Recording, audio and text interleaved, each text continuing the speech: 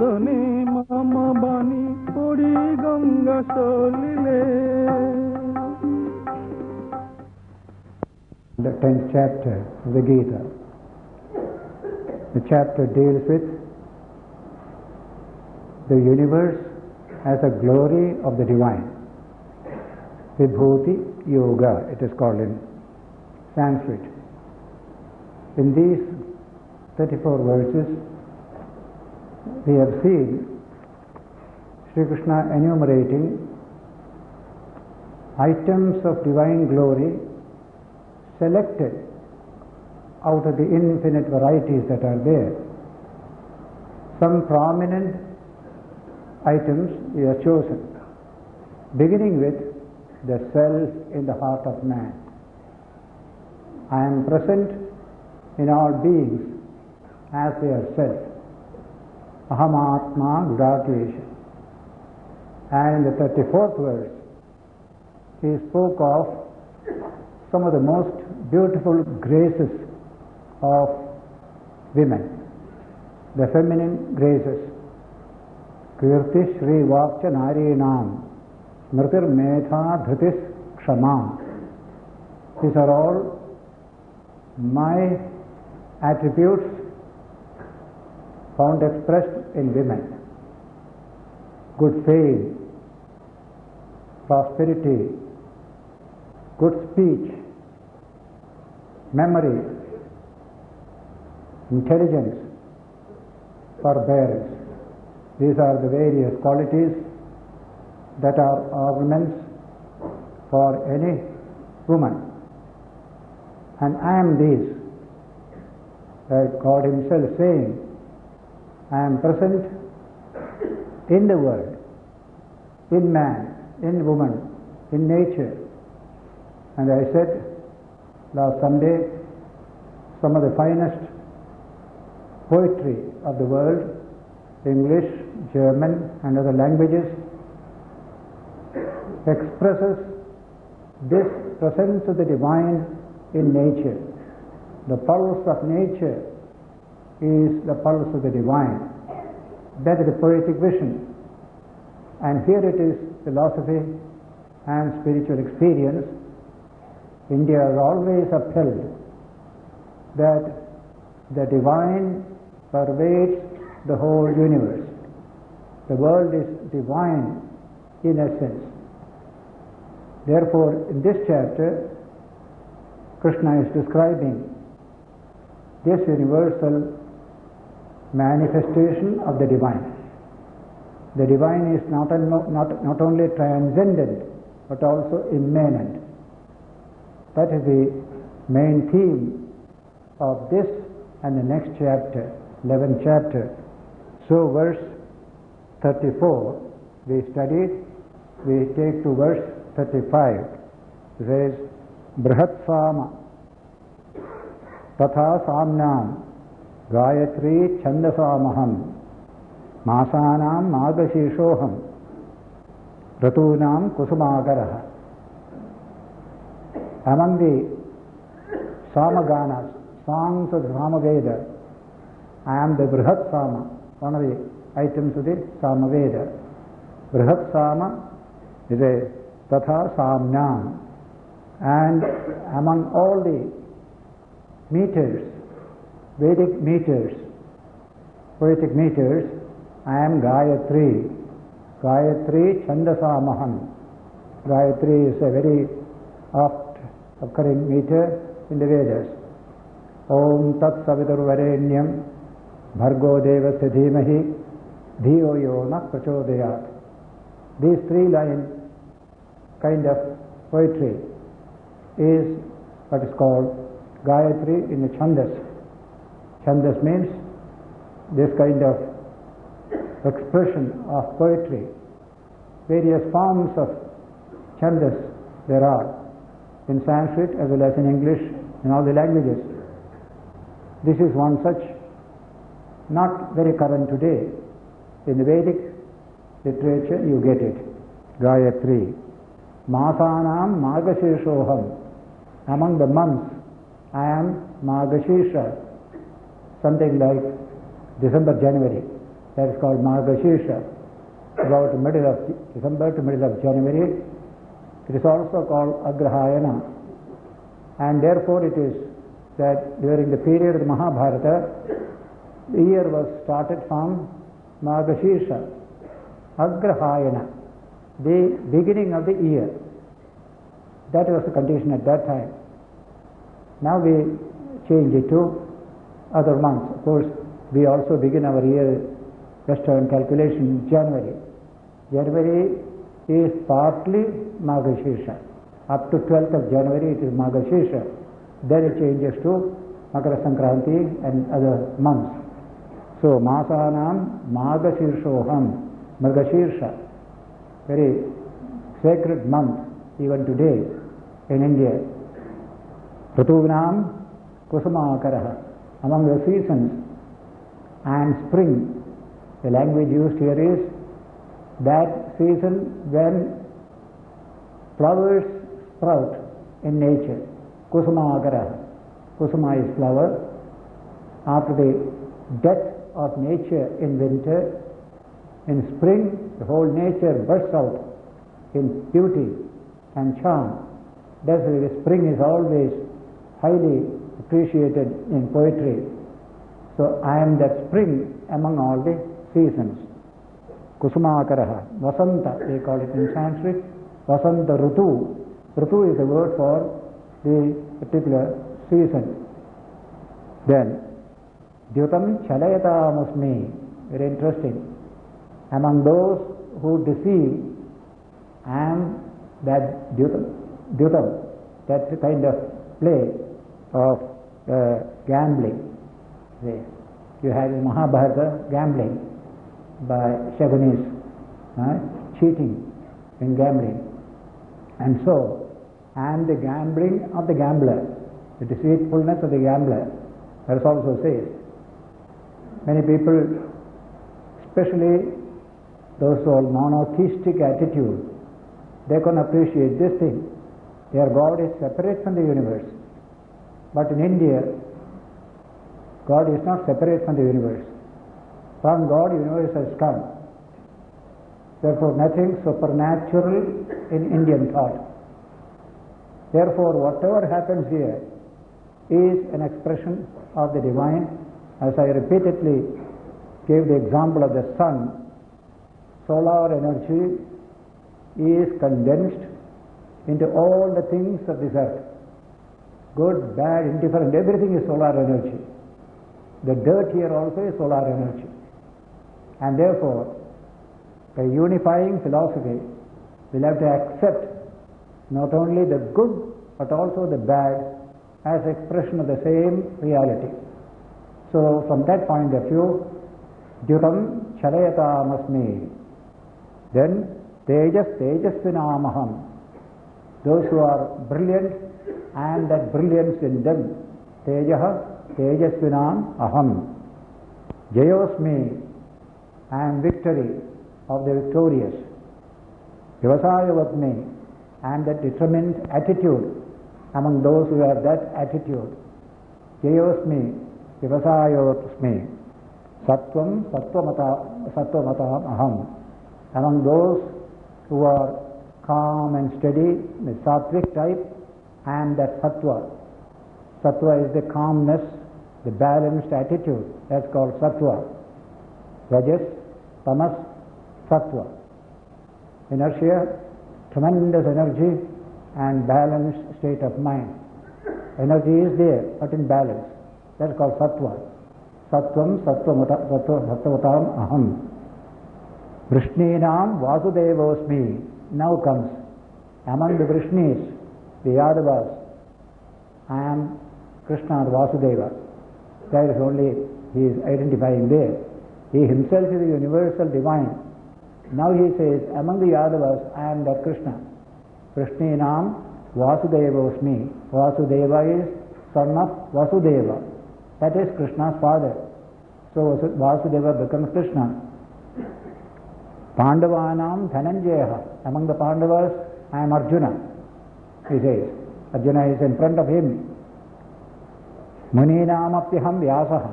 Among all the munis, I am Vyasa.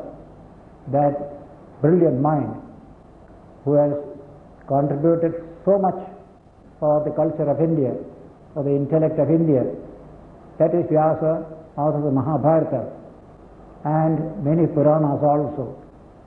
Maninam apyaham Vyasaha, Kavinam Ushana Kavihi. Among the poets, I am the poet Ushana, this is an old Vedic poet. Ushana Kavihi. Dando Damayatam Asmi. Among those forces that discipline man in the political life, I am Danda, the principle of punishment. Danda means a stick. You hold a stick. You don't punish actually, that stick is there.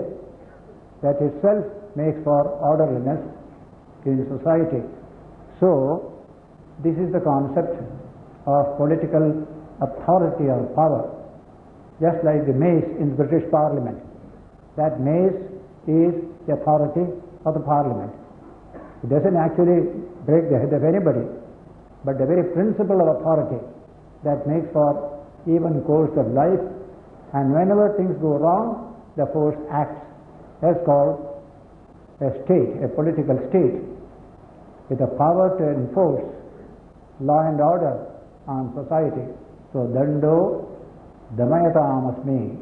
In fact, the political state, philosophy of political state is called Dandaniti in our Sanskrit language.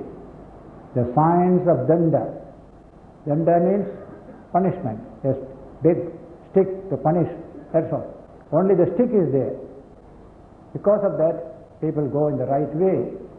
And it is very, very true that almost, say, 99% of people need an external power to make them behave properly. Only those who are very moral and highly spiritual, they don't need an external power. They are their own power. They will never go wrong in their attitude, never harm anybody else. But the majority are not like that.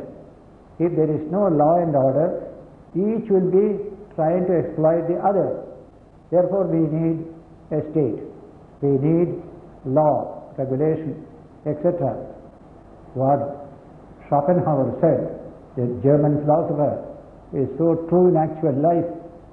He says, man is moral not because he chooses to be so, but because of the fear of the police and public opinion. Two things keep us moral. Take these two things away, you will be at each other's throat. So, Dando Damayatam Asmi. And that sense of political power of the state, which regulates the whole society, Damayatam Asmi, disciplines the whole of society. Niti Rasmi Jigishatam. I am justice in those who seek victory. Because that's a famous belief. Justice alone can win. Injustice can win for temporarily, but real victory belongs to dharma, justice.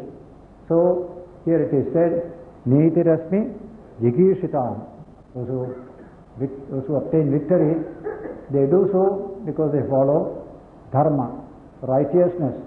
That is the belief in every country, in the best of thinkers, though the world itself may show very often the opposite.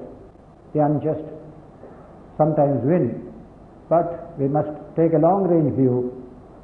Therefore, this is that long-range view.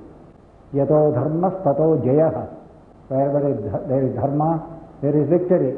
That is the Sanskrit Mahabharata statement. So, Jigishitam. Mavanam chaivasna gukhyanam. Another beautiful idea.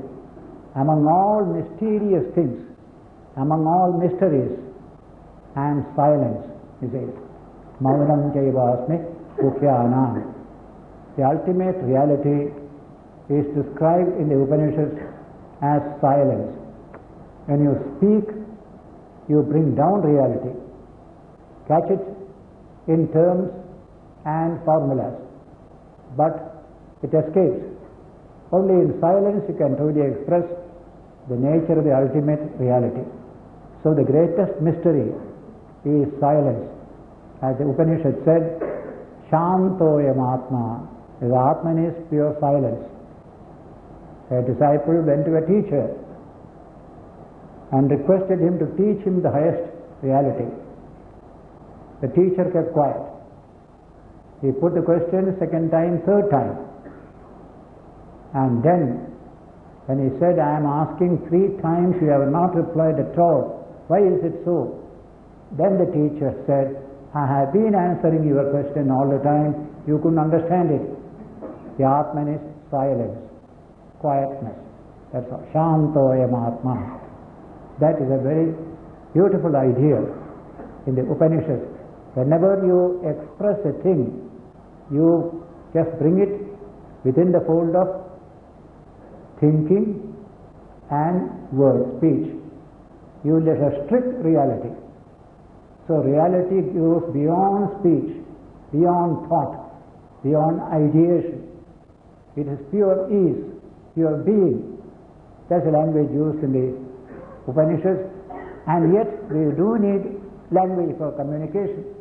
So we use the language with the understanding that language can give you only an approximation. Thought can give you only an approximation. Truth itself is beyond speech and thought. Yato vacho nivartante aprapya manasasaha. This is the beautiful expression of the Upanishads, that reality from which speech and thought recoil, not being able to comprehend it. That's why at higher levels of mental development, speech becomes less and less. Intellection becomes less and less. More of experience is emphasized there. In the beginning of life, you can use plenty of language. You can go on chattering all the time. But more you approach that highest reality, your speech becomes less and less. Your argumentation becomes less and less. It is pure experience. That is absolute silence. Sri Ramakrishna compares it with the honey bee and its behavior. It is going on humming all the time, hovering over the flower, humming, humming, humming. As soon as it sits on the flower, begins to drink the honey, all humming is over. That is the nature of the spiritual experience. Any amount of talk, any amount of argumentation you can do in the beginning, but as you approach closer and closer to reality, these become less and less. And in experience, they die down. Therefore, silence has a tremendous value. And I think in higher reaches of all mystical life, you find the silence more and more and more. So, among all the mysteries, I am silence. Yadi. Maunam chaivasmi gukhyanam. Maunam. Actually, maunam means mouth shut, and even thought becomes quiet. That state.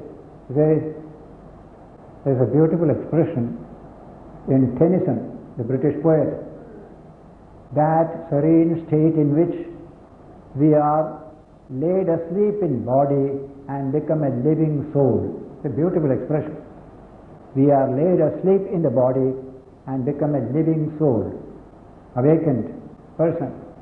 So there you can see the beauty that this physical instrument of speech or the psychic instrument of thought, these are all good only for the external world. To name a thing, to label it, all these things you need concepts and words. Both are needed. They call it percept and concept. A thing that you see is a percept, and when you think about it, it becomes a concept. These are needed only for the external world. When you deal with the self, these things fall down, collapse. They have no value there. And yet, in order to approach it, we do need to use these things, but with carefulness. Don't run away with the word. Word is not anything here. The letter killeth. When Jesus said, This is what he meant. The letter killeth, the spirit giveth life. Therefore don't depend upon the letter, nor the concept. Go beyond both. That is called experience of reality, experience of the divine. That's a true dimension of religion. Then, jnanam jnanavatamaham. I am that jnana among those who have achieved jnana, spiritual knowledge. Jnana means spiritual knowledge. Our true nature we know. I am that jnana among those who have that jnana. Jnanam jnanavatamaham. Yacchapi sarvabhutanam bijam tadaham arjuna. Na tadasti vina yachan maya bhutam charachara. He says, there is nothing in the world. Yacchapi sarvabhutanam. All the things of the world have as their seed myself. That ultimate reality. Krishna is speaking, identifying himself with that ultimate reality of pure consciousness, infinite and non-dual. So, whatever there is in this world has its origin in that ultimate reality of pure consciousness. Yacchapi sarvabhutanam bijam tadaham arjuna. That seed of everything in the world, I am that, I am that. Na tadasti vina yachyat maya bhutam characharam. There is nothing in this world, whether moving or unmoving, there can exist without me. Take away my being from anything in the world, it becomes non-existent. I give the value of existence to it, being to it. Sri Ramakrishna's example of zero has no value. Even though you put 20,000 zeros, it has no value. But put your one behind, everything is all value. Every new zero adds to the value. That one is the divine. Among the changing things of the world, they are all temporary, unreal. Today they are, tomorrow they are not. But in them, there is one which is real, the one, the infinite, the immortal. That makes them real. Take that away, they become unreal. Shankaracharya refers to it in his commentary, saying, Atmana vinarmuktam jagat asat sampadyate. Take away the Atman from the universe becomes absolutely a zero, no value at all. That is what the Gita is stressing. Put the one behind the many, then the many get a value. Otherwise they have no value. This is spiritual understanding, spiritual vision. So this is an important teaching, that whatever is real is Brahman. So there is a classification in Vedanta. Everything in this universe consists of 5 factors. A very important Vedantic study. What are they? Satyam. What do you call it? Sat, Chit, Ananda. Satyam, Jnanam, Anandam. First 3. Truthful, truth or being, then consciousness and bliss. These 3. Plus 2 more. Name and form. Nama, Rupa. All things in the world are composed of these 5 items. Sat, Chit, Ananda, Nama, Rupa. Name and form. All these are different because of name and form. Everything is Sat, Chit, Ananda. And that Sat, Chit, Ananda portion is Brahman. And name, form portion is the world. So the world is essentially Sat, Chit, Ananda, but with a special name, with a special form. Just like the ocean, absolutely one sheet of water. Then you have a wave. What is that wave? The ocean plus a name and a form. That's called the wave. You describe it that way. You can. Ocean you can't describe. Just infinite ocean, that's all. But once it gets a shape, you are able to name it, you are able to describe it. That is Nama, Rupa, name and form. Everything in the world. Take a gold ornament. What is that gold ornament? Gold plus name and form. That's all. A bangle or a garland.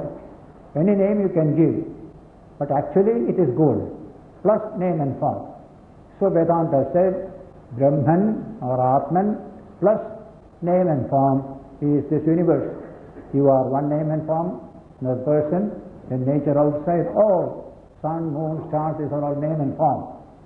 Take away the name and form, what remains? Only Brahman. And the name and form are very temporary, constantly moving, passing. They are all transitory. Therefore, what remains is the one. That's why these Vedantic ideas influenced the Western poets in the last century. And there you find, therefore, a man like Shelley, the British poet Shelley, expressing this truth: the one remains, the many change and pass. The one remains, but the many will change and pass. That one is there in nature.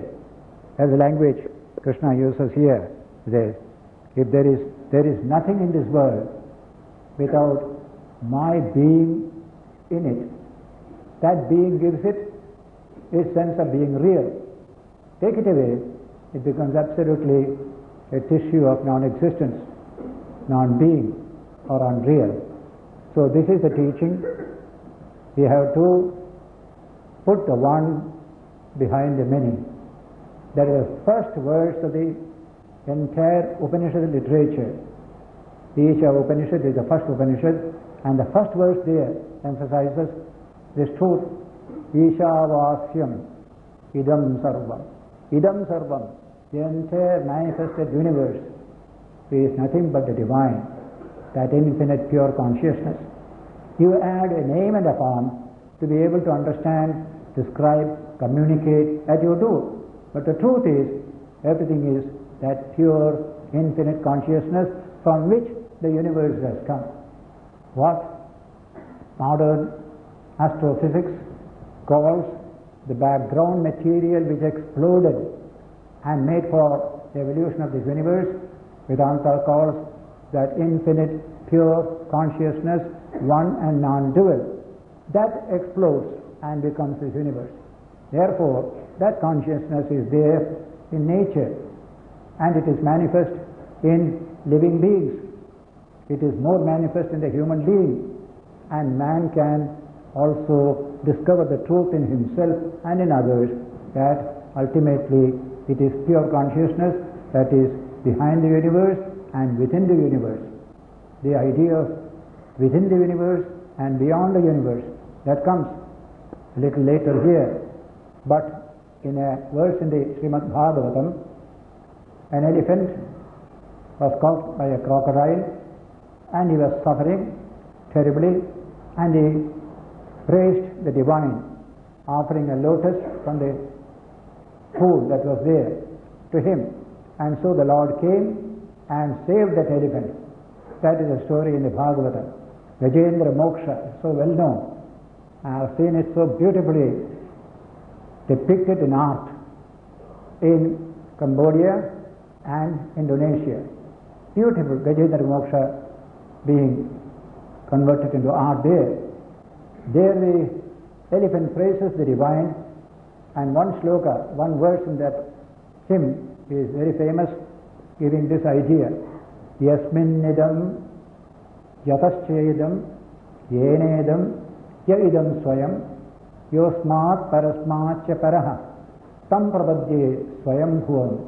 I take refuge in that self-existing reality. That is the first description. Then the next is a series of utterances regarding the nature of that reality. Yasminnidam, in whom is this universe? Then yataschedam, from whom is this universe? Yenedam, by whom is this universe? Yaidam swayam, who himself is this universe. And then yosmat parasmatcha paraha, who is also beyond this universe. In him I take refuge. The highest Vedantic ideas are expressed in that verse of the hymn of the elephant in the Srimad Bhagavatam. So he said here, Nadatasti vinayasyat maya bhutam characharam. Every moving, unmoving things in the world has me as their focus of reality. Take me away, they lose their sense of being. So next sloka he says, Nantosti mama divyanam vibhutinam parantapa. There is no end to my divine manifestations and attributes, O Arjuna. There is no end to it. Infinite they are. Eshatu uddeshata prokto vibhutir vistaro maya. This infinite expansion of the divine as the universe, I have told you only just a few of them as a sample. This is beyond description. It is infinite in nature. Then comes a very great utterance of the Gita, which has educated the Hindus to bow down greatness wherever it occurs. In any community, any country, any religion, if they see greatness, they bow down. That sanction comes from this verse, verse 41. Yad yad vibhutimat sattvam Srimat urchitameva tattadeva avagachatvam mama tejavamsha sambhavam. Very beautiful verse. Wherever you find vibhutimat, tremendous power manifested, sattvam, great kind of pure energy and power, Srimat urchitameva, good fortune, Srimat, urchitam, tremendous energy, all this, wherever you find any such manifestation, uplifting humanity by doing great works, great thinking, etc., etc. Krishna says, know that my presence is there in all of them. Tattateva avagachatvam mama tejomsa sambhavam. My infinite glory, a portion of it is found manifested there. Don't think that is nothing far away from you. When the concept of God is an item among items outside this universe, which is called monotheism, this subject, this idea can never come under that philosophy. This reality is infinite, universal, present in everyone. Some in a greater force, some in a lesser way. So Krishna says, if you find, say for example, a Hindu sees a Jesus, a wonderful life, holy and pure, uplifting humanity, oh, I see the presence of the divine there. Immediately the Hindu will bow down there. So also anybody else, or any other. For example, you respect Abraham Lincoln. He did wonderful work against slavery in America. We see a touch of the divine in that kind of action. So this applies to all over the world. We have been educated to respect greatness which uplifts humanity wherever it happens, because this teaching is there. Mama tejomsha sambhavam. The same divine energy manifesting there. It can manifest in any form, in any place, because it is not restricted. It's not outside this universe. That is the importance both of this concept of reality and the idea of its universal manifestation as the universe here. This is the teaching Krishna has given in this 10th chapter of the Gita. Yad yad vibhutimat sattvam Srimat urchitameva tattadeva avagachatvam mama tejomsa sambhavam. There is divine manifestation. Then somebody asked this question to Sri Ramakrishna. Not an ordinary person, Pandit Ishwar Chandra Vidyasagar. He asked this question. Sir, is there partiality in the divine, that he manifests more in one, less in the other? Yes, Sri Ramakrishna said, in this universe there is a manifestation, but there is also difference in the quantum of manifestation. In some it is more, some it is less. Is the God partial then? Immediately asked, what do you mean by partial? Why do I come to see you? I see a greater manifestation in you, therefore I come to see you. Many others also come and honor you. Have you developed two horns for us to come and see you? He asked this question. Dr. Sring Bereche in Bengali. Have you developed two horns so that people will come and see you? You have got a high character. Your intellect is vaster, full of compassion. So the divine energy is manifested more in you than in others, so we come to see you. That's a fact of experience. There is no question of partiality or any such thing. It is up to you to manifest more. Just like we see in the body. This skin cannot manifest light, but the eyeball can manifest light. The same skin, but it manifests light. There is difference between the two. So you find differences in the manifestation, grades of manifestation, some more, some less. That's why this world is a world. If it is all one type, there will be no world at all. It is differences that make the world a real experience. So Krishna said, this wonderful idea of divine manifestation in the universe. This universe is essentially divine, Ishavasyam. Our eyes cannot reveal this truth.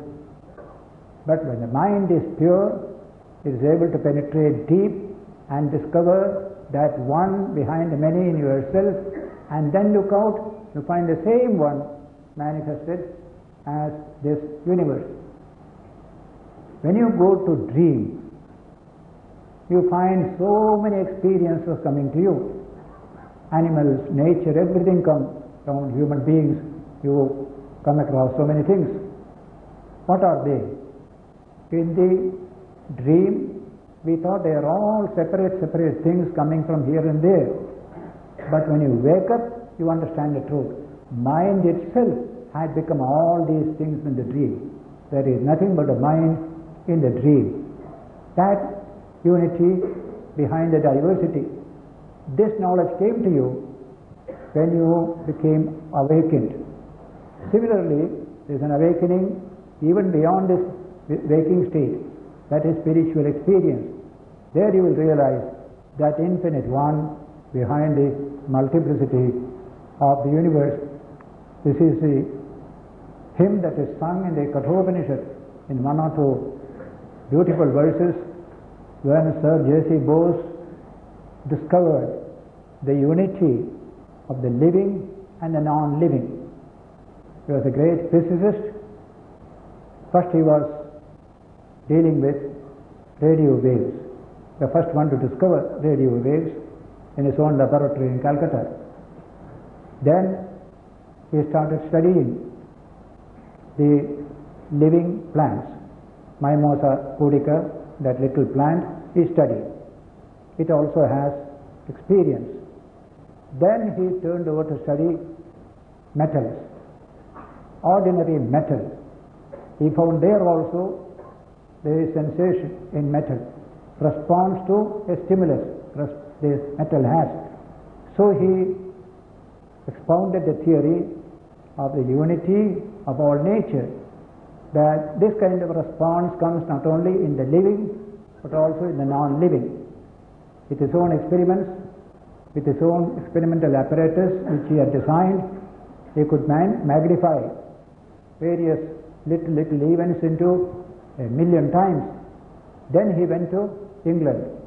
There he spoke at the Royal Institution, and on to other places.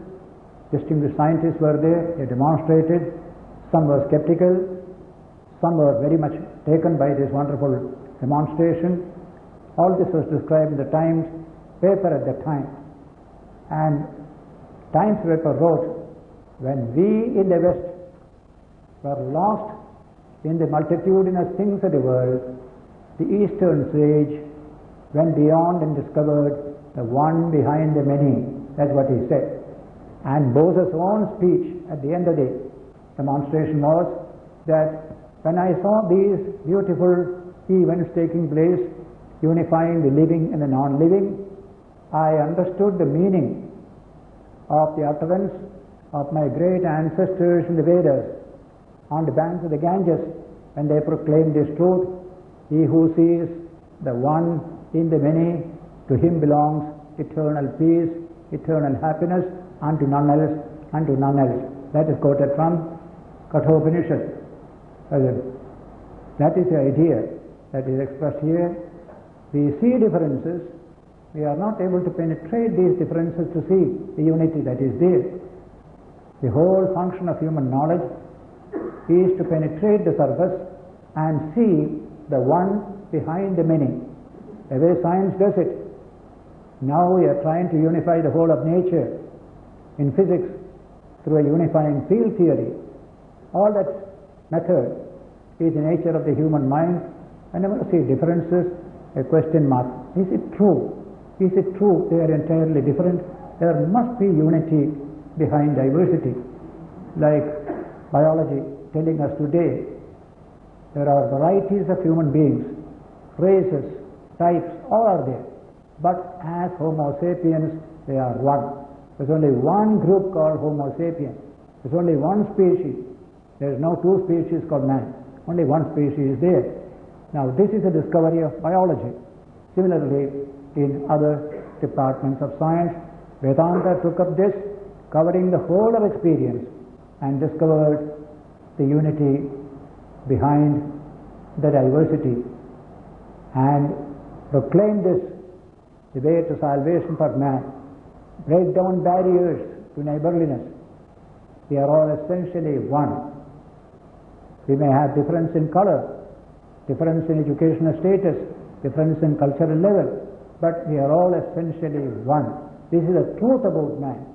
Vedanta proclaimed this ages ago, and today the whole world is seeking this knowledge and this experience. Break down barriers to neighborliness. That is ignorance. Knowledge makes for unity. This is the language used by people today, and this is the Vedantic language of ages ago. So finally, Krishna concludes the 10th chapter with one verse, verse 42. Athava bahunetena kim jnatena tavarjuna vishtabhyaham krishnam ekamshena sthito jagat. What is the use of further elaboration, O Arjuna? The truth is, I sustain this whole universe with a small portion of myself. Vishtabhyaham idam krishnam, this entire universe. I sustain Vishtabhyaham. How? Ekamshena, from a small portion of myself. That is the nature of this manifestation. That in the Rig Veda, very beginning itself, in the Purusha Sukta, you find the same utterance coming there. Se padosya vishwa bhutani tribhadasya amritam divi. 5,000 years ago, the Rigvedic sages said the same thing. A quarter of the reality is manifested as the universe, the rest are all beyond manifestation. It's not exhausted in the world at all. It's not pantheism, very often criticized by many Western writers. So, Tripadasya Amritam Divi, 3/4 of the reality is absolutely as it is. Only a bit is manifested as this universe. Suppose you have tremendous energy. With a little energy, you do your work, you earn money, you do all your life. The rest of the energy remaining within you, you are not going to use it at all. It is there. In this way, this universe is a product of a bit of that divine energy manifesting as this multiplicity, as this universe. So, this particular Etavan asya mahimam ato jyayamsya purushaha. Same Purusha Sukta said, Etavan asya mahima. His glory is as you see in this universe.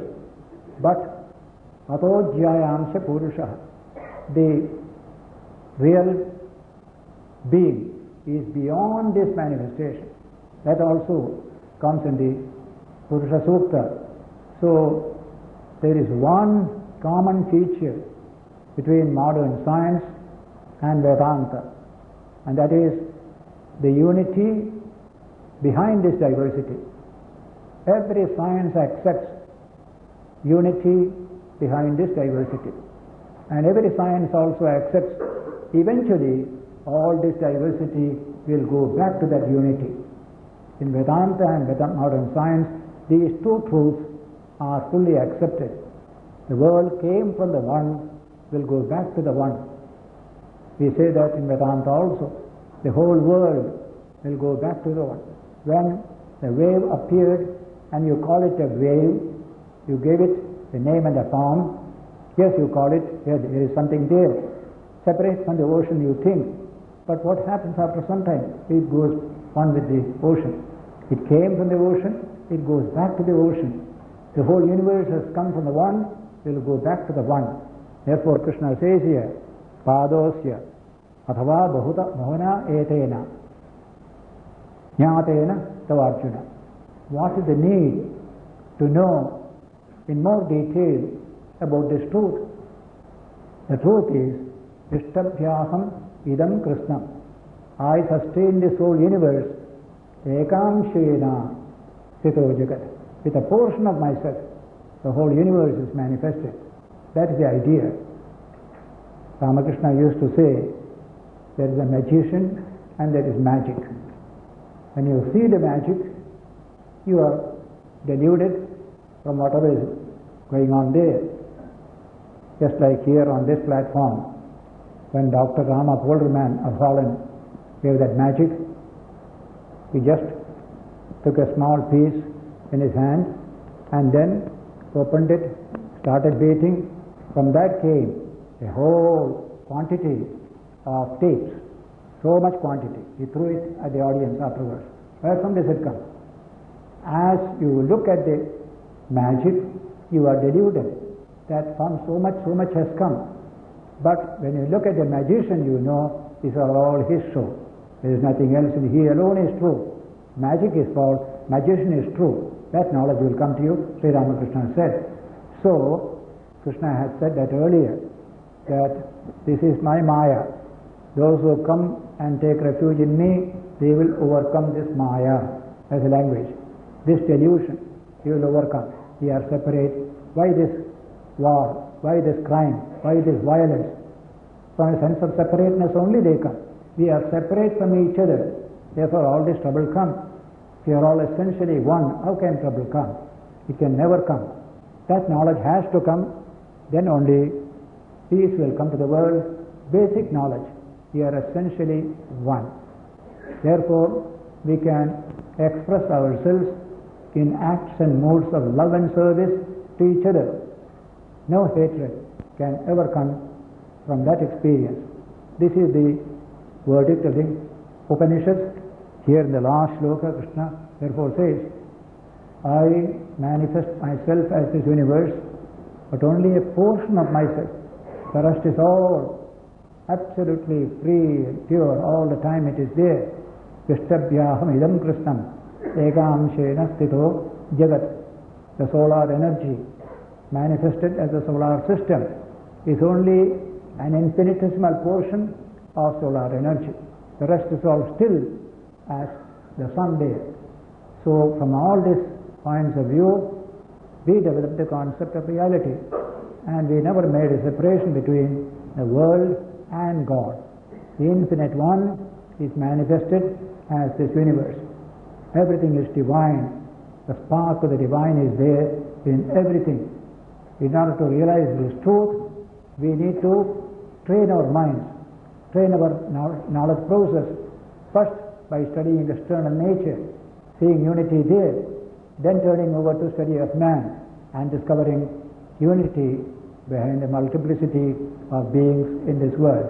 This is the Vedantic concept of human knowledge in its two dimensions, physical, superphysical, or nature and man.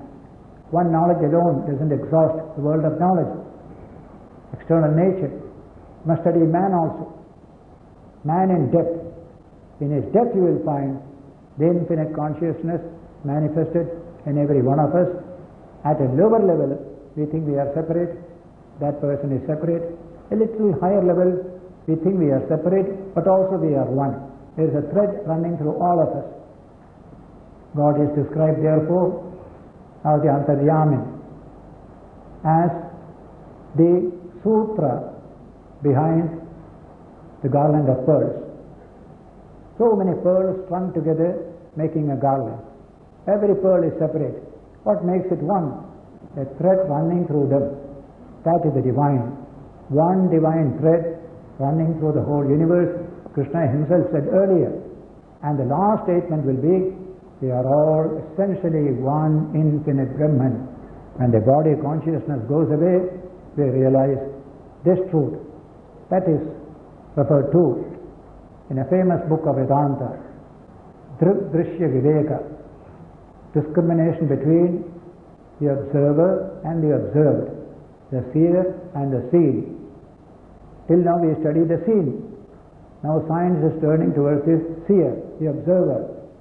When we studied both together, we came to this conclusion. Dehabhimane galite vijñāte paramatmane yatra yatra manoyati tatra tatra samadhayaha. When the idea that you are the body is removed, we are not the body. We are in the body. There is something deeper within us. So, when you remove this notion that you are the body, then when you realize the infinite Atman, your own true nature, then what happens to you? Yatra yatra manoyati. Wherever the mind goes, it attains samadhi there. It experiences that infinite divine there. In every object, in every act of perception and knowledge. That is the statement given there. When the body consciousness that makes us separate from each other, when that goes away, we are able to achieve this universal vision. This is highly praised in many poetry, art, drama, all over the world. At a higher level, this is what you are going to achieve. Complete unity. At the heart of nature, there is unity. On the surface, all differences are there. That knowledge will come to man only when the body consciousness goes away. It is the body that makes us separate from each other. This psychophysical system. I am separate from you, you are separate from me. But when this consciousness goes away, pure consciousness comes in, and we find we are all one. We are essentially one. Actually, body consciousness is behind most of the evils in human society, including racial consciousness, racial superiority, all come from body consciousness. Today we are able to lift a little from that body consciousness, therefore racial consciousness is going down, except in South Africa. Nowhere else there is that racial consciousness in a serious matter. People have realized this truth, that humanity is one. Mere racial differences cannot make up for something permanent there. The UNESCO has, in its conference in Moscow, discovered this truth and proclaimed it in a series of propositions, that racial superiority has no scientific basis. Any race can attain high levels of development provided you give it proper nourishment. This kind of declarations you will find, and today's understanding of the world is based on this. All these differences were absolutely coming from prejudice, ignorance, and delusion. They cultivated it in the earlier ages. Now they have no value today. 10 or 12 paragraphs of the declaration are there. I have quoted a few of them in my book, Message of the Upanishads, where the Upanishads itself says, teach every child the ultimate unity of things. These differences are on the surface. We don't deny the difference. But at a surface view, the deeper view, we are essentially one. Manasaivedam aptavyam neha nanasti kinchana mrityosu mrityum gacchati yayo naneva pashyati. This truth has to be grasped not through the senses but by the mind. Senses cannot grasp unity, mind can. So manasa eva idam aptavyam. Through mind alone you must realize this truth. What is the truth? Neha nanasti kinchana. These differences are not true. They are only on the surface. But if you still go on living in the understanding of these differences and act in the light of these differences, you will experience death after death. Not life and life, death and more death. Mrityosa pratyam gacchati. Wars, violence, all sorts of evils come because of this. Racial differences. Crime also comes along with it. So Upanishad said 4,000 years ago, Mrityosa mrityam gacchati, yaha naneva veshyati. If you find these are all entirely different from each other, if you have that attitude, you will experience death and death and death. Not life and life and life. Life comes only for the knowledge. We are essentially one. Mind must be trained. Mind must be trained. Our children's mind to be trained in the vision of the oneness of us all. Even we are one with nature, not only among human beings, one with the animals, one with the plants, everything. There is a basic oneness in this universe. Conduct your life in the light of this. That is the language of Vedanta. In this chapter, Krishna has given us this vision of divine manifestation as the universe. Everything becomes divinized. That's the idea. There is no such thing as a separate world. Everything is divine with all the different names and forms manifested here. That is how the 10th chapter closes, opening to the 11th chapter, where Arjuna wants to see this universal form of the divine. You may see differences, but see it as a composite one, that infinite universal form, Vishwarupa as we call it. So that is the beauty and power that is going to be expressed in the 11th chapter. Sri Krishna accepting Arjuna's question and showing him his universal form, Vishwarupa Darshana. That's a very famous chapter.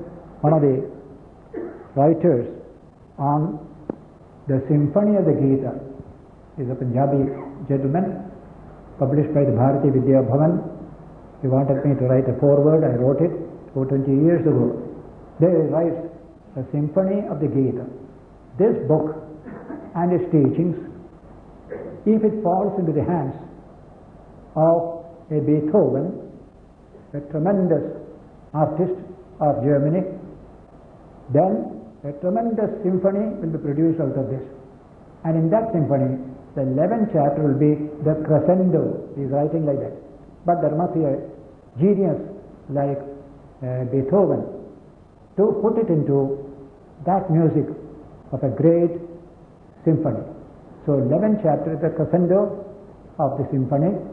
We shall enter into that chapter next Sunday when we meet here again.